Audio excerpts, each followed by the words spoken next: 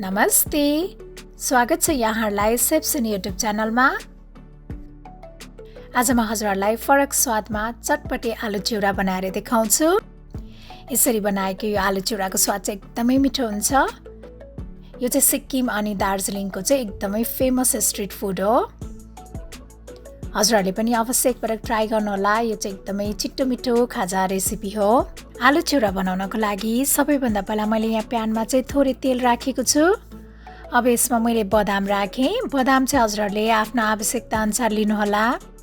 बदामलाई राम्रोसँग भुट्ने।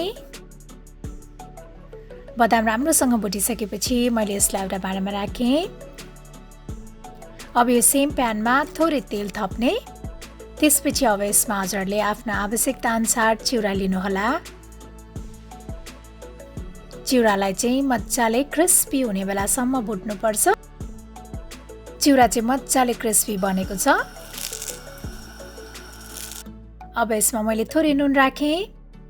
त्यस्तै अघि हामीले भुटेको बदाम पनि राख्ने। सबैलाई एकपटक राम्रोसँग मिक्स गर्ने।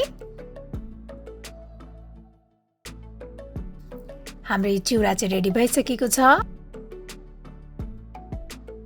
त्यसपछि मैले यहाँ उसिनेको आलु लिएको छु। यो आलुलाई चाहिँ म्यास गर्नुपर्छ।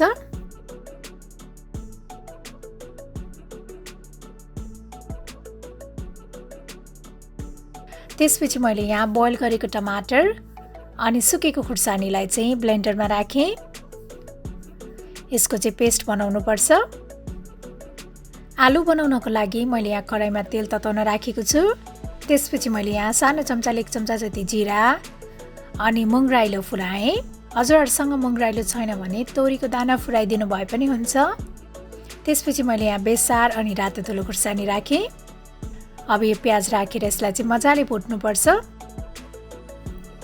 यसरी तेलमा पहिले नै बेसार र रातो धुलो खुर्सानी राख्दाखेरि चाहिँ आलुको झोलमा एकदमै राम्रो कलर आउँछ। त्यस्तै यो मसिनो पारेर काटेको खुर्सानी पनि राख्ने। प्याजलाई मजाले भुटिसकेपछि अब यसमा मैले पिसेको अदुवा लसुन राखेँ। अदुवा लसुनलाई पनि आधा मिनट जति भुट्ने। त्यसपछि अब यसमा अघि हामीले पिसेको बोइल टमाटर र खुर्सानीको पेस्ट पनि राख्ने। सबैलाई राम्रोसँग मिक्स गर्ने। अब यसमा मैले राखेँ 1 चम्चा गरम मसला पाउडर, 1 चम्चा जिरा धनिया पाउडर अनि नुन स्वाद अनुसार। सबैलाई 1 मिनट जति पकाउनुपर्छ।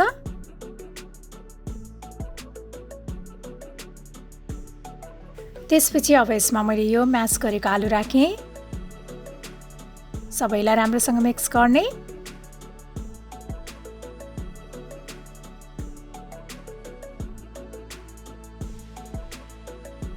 र अब यसमा चाहिँ पानी राख्नुपर्छ।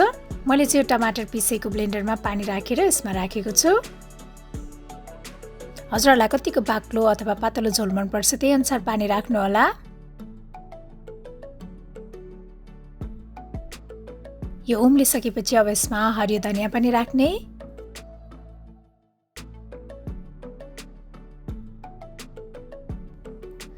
अब हाम्रो यो आलु पनि रेडी भइसकेको छ। अब यसलाई सर्भ गर्नको लागि मैले यहाँ बाउलमा यो आलुको झोल राखेँ।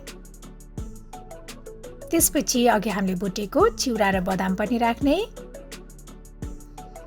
अब यसमा हजुरहरूले आफ्नो स्वाद अनुसार काटेको प्याज, हरियो धनिया, हरियो खुर्सानी राख्न सक्नुहुनेछ।